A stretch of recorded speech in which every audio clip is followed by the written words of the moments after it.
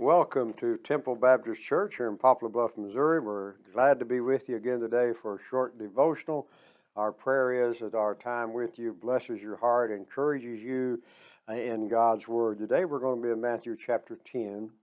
We're going to look at verses 5 through 15. We'll concentrate on verse 10 as we pull that out of there. But I think we need to combine all this together to maybe get a better understanding of what Jesus is talking about here.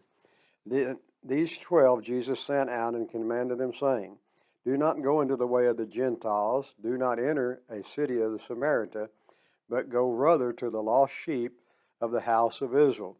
And as you go, preach, saying, the kingdom of heaven is at hand. Heal the sick, cleanse the leopard, raise the dead, cast out demons, freely you have received, freely give. Provide neither gold nor silver nor copper in your money belts, nor bag for your journey, nor 2 tunics, nor sandals, nor staff, for a worker is worthy of his food. Now whatever city or town you enter, inquire who in it is worthy, and stay there till you go out.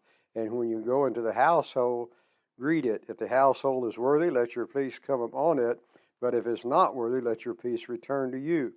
And whosoever will not receive you, nor hear your words, when you depart from that house and city, shake off the dust from your feet. Surely I say unto you, it will be more tolerable for the land of Sodom and Gomorrah in the day of judgment than for that city." I've heard people say, and I may have been guilty of saying it myself, if God will just tell me where to go and what to say, I'll do it.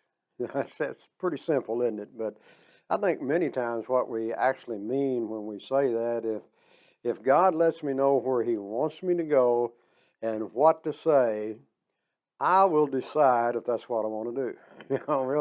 Really get right down to it. God, tell me where you want me to go and what you want me to say, and let me decide if that's what I want to do. Well, in our text here today, Jesus has told His disciples where to go and what to say, isn't He? At first, they were only go to the Jews, but Jesus instructed them they were to go without money. They were to accept the hospitality of the people, worthy of their message and presence. And after all, there were message of the Lord. He wanted His people to know the urgency of their decision to accept Him. He tells them, "And as you go, preach, saying, the kingdom of heaven is at hand." That's what we need to be preaching today. More so today than it was in that time. And so He wanted His people to know the urgency of their decisions to accept Him. He desperately wanted people to be a part of the kingdom of heaven. And He does that right now. That's still His greatest desire. Although some received Him and others reject Him, just as they do today, everybody's not going to receive the message when we share it with them. A lot of them's going to turn it down, but God is still calling us to proclaim the same message. The same message. As Jesus reminds us in 3 parables found in Luke chapter 15. Many are lost and helpless like sheep.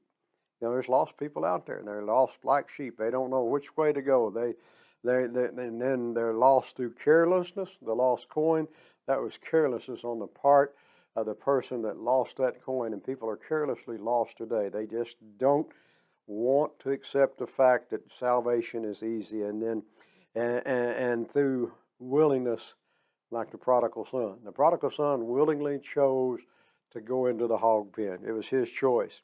So Jesus' message is urgent, isn't it? It's urgent. Not only was it to His disciples, but it's urgent to us today. Go, and as we go, may the truth of God's word be proclaimed. Proclaim the truth. Just, when I say truth never hurt anybody, well, it don't. Go and the word be claimed, and there's still many who need to hear the truth that will set them free, who are lost and need to be found. The lost sheep, the lost coin, the prodigal son, all those needed someone to find them. People out there today are lost and don't know it. Spiritually lost, not physically, spiritually lost. And we must proclaim the truth of God. God will tell you what to say and He'll tell you where to go. All you got to do is follow. Come and be a part of our services here at Temple. We meet on Sunday morning. Our first worship service is at 8.